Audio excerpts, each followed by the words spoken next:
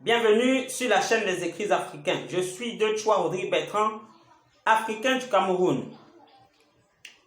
Aujourd'hui, la bonne information porte toujours sur le livre de Ricardo Kanyama intitulé La chèvre de ma mère.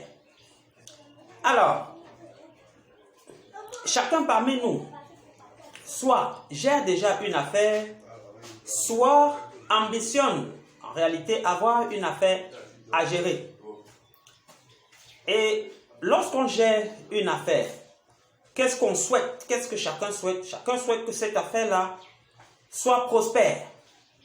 Et dans l'hypothèse où l'affaire est prospère, forcément on gagne de l'argent. La question c'est, comment faire pour pouvoir mieux, en réalité, gérer cet argent-là? Parce ce qu'il faut comprendre est que, en ce qui concerne l'argent, ce n'est pas le montant qui est important, mais c'est plutôt ce que toi, tu fais du montant que tu as gagné qui est important.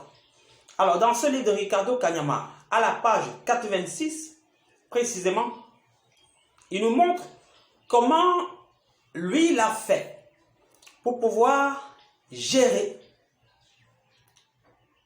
ce qu'il gagnait lorsqu'il a lancé ses différentes affaires. Alors, à la page 86, il y a un tableau. Dans ce tableau-là, il y a au niveau de la première colonne, de la première colonne, le numéro. Après cela, dans la deuxième case de la première colonne, il y a différentes rubriques. Dans la troisième case de la première colonne, on a le pourcentage. Alors, au niveau du numéro 1, il a précisé là la dîme. Il a précisé ici la dîme. Et cette dîme-là, c'était 10%. En 2, il a précisé les offrandes et assistances aux pauvres, c'est-à-dire aux démunis, 5%. En 3, c'est l'augmentation du capital des projets existants, 20%. En 4, création d'un capital pour les nouveaux projets, 50%. En 5, pour le compte famille, c'est-à-dire les biens immobiliers, voyage, confort, formation, 10%. En 6, pour les imprévus divers, 5%. Alors, à l'issue de la présentation donc, de ce tableau, qu'est-ce que j'observe? Ou bien qu'est-ce que toi, qui regarde cette vidéo, tu dois observer? Tout simplement est que le gros des pourcentages va au niveau du numéro 4, intitulé La création d'un capital pour les nouveaux projets.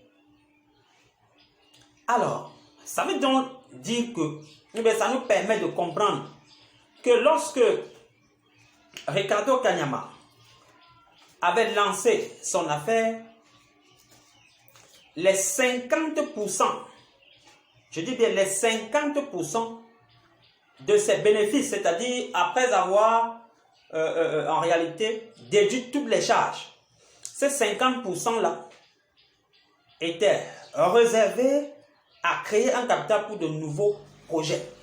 50%, donc la moitié. Ça veut dire que si après déduction de toutes les charges, il avait un bénéfice de 50 000 francs, 25 000 francs étaient économisés dans le but de créer un capital pour pouvoir mettre sur pied un nouveau projet. 50%. Alors, après cela, le numéro qui a le pourcentage qui suit, c'est-à-dire, parce qu'on va aller du plus grand pourcentage au plus petit, c'est-à-dire de manière décroissante. Alors, à la deuxième place figure le numéro 3, intitulé Augmentation du capital des projets existants. Ça veut dire quoi? Tu as mis sur pied un projet, le projet qui t'a permis d'avoir comme bénéfice 50%. Alors, lorsque tu vas déduire, c'est-à-dire si le projet t'a donné comme bénéfice 100 000 francs, tu as déjà déduit 50 000 en vue de créer de nouveaux capitaux pour de nouveaux projets, il va donc rester 25 000 francs.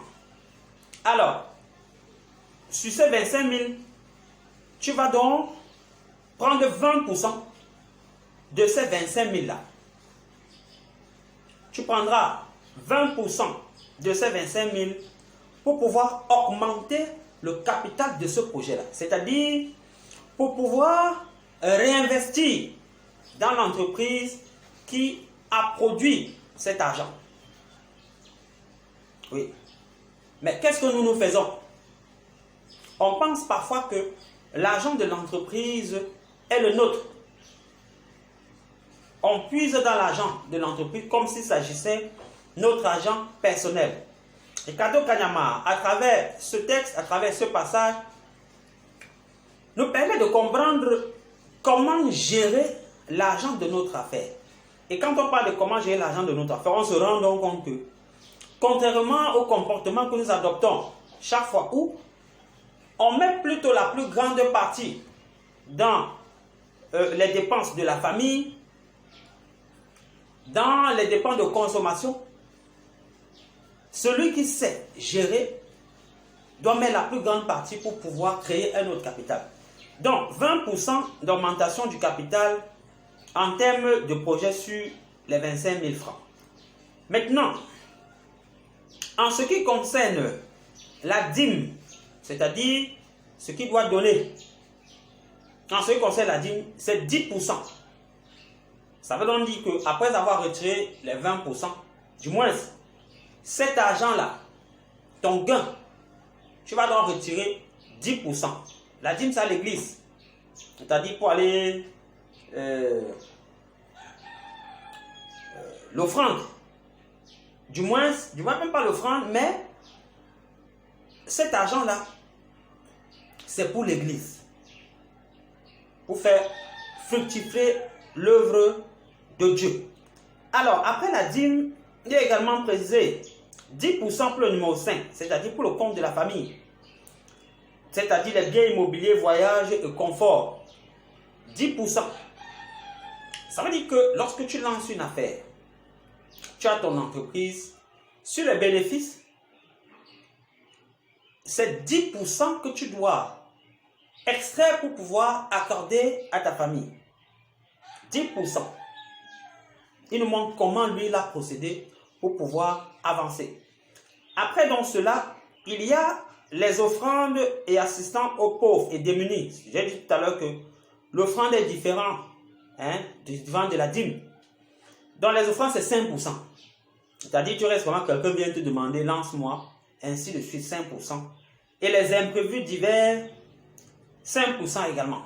Voilà le tableau que présente donc Ricardo Kanyama pour nous montrer comment gérer au mieux les revenus qui découlent des affaires. Oui, il te montre donc comment tu dois gérer les revenus qui découlent de tes affaires ou les revenus qui découleront d'une affaire que tu prévois lancer. Alors, dans ce tableau-ci, ce qu'il faudra relever est que dans l'hypothèse où tu as prévu les offrandes, du moins 5%, ou les imprévus divers, 5%. Si les 5% là finissent, tu comprends qu'en fonction de chaque pourcentage, tu n'auras plus là où tu dois puiser de l'argent pour pouvoir gérer ça. C'est la raison pour laquelle lui, lorsque les 5%, c'est-à-dire assistant aux pauvres démunis, et les imprévus divers, du moins, si j'additionne les deux, quand les 10% là n'existaient plus, Ricardo Kanyama ne pouvait plus aider quelqu'un. Pourquoi? Parce que tout est défini à l'avance. Et ça permet de comprendre qu'en termes d'argent, c'est la façon dont tu gères. En termes d'argent, les riches avancent. Pourquoi? Parce qu'ils appliquent, dans la majorité des cas, ce tableau-ci. Alors, toi-même, qui regarde cette vidéo, je pense que en l'appliquant, toi-même, tu vas commencer à voir le changement. Il est bien vrai que lorsque les rubriques offrandes et imprévus divers n'ont plus rien en caisse et que quelqu'un vient te soumettre un problème et que tu lui dises que tu n'en as pas, eh bien, ça va créer des problèmes. Parce que d'après lui, tu as une entreprise. Tu as une entreprise. Or, au regard de ce tableau-ci, tu te rends donc compte que tu n'as plus là où tu vas piocher de l'argent pour pouvoir donner à cette personne-là. J'ai dit, c'est la page 86. Donc, je te fais d'abord connaître cette information afin que, en attendant que tu achètes ton exemplaire, tu puisses mettre en application ces informations-là afin de pouvoir mieux améliorer la gestion des finances de ton entreprise. Si tu ne t'es pas encore abonné à cette chaîne, je te recommande de le faire afin de recevoir au fur et à mesure, du moins les lundis, les mercredis et le vendredi, comme aujourd'hui, toutes les vidéos que je vais publier sur cette chaîne dans le but de partager avec toi la bonne information issue, comme je l'ai toujours dit, exclusivement des ouvrages écrits par les auteurs africains. Pourquoi? Parce que moi, j'ai trouvé des éléments pertinents, très pertinents même, dans ces ouvrages. Et pour preuve, voici l'un des éléments que je te les présente actuellement, afin que toi-même tu puisses les mettre en pratique et pouvoir évoluer dans ton business et dans la gestion de l'argent que tu obtiens de ton business. Porte-toi bien, à la prochaine.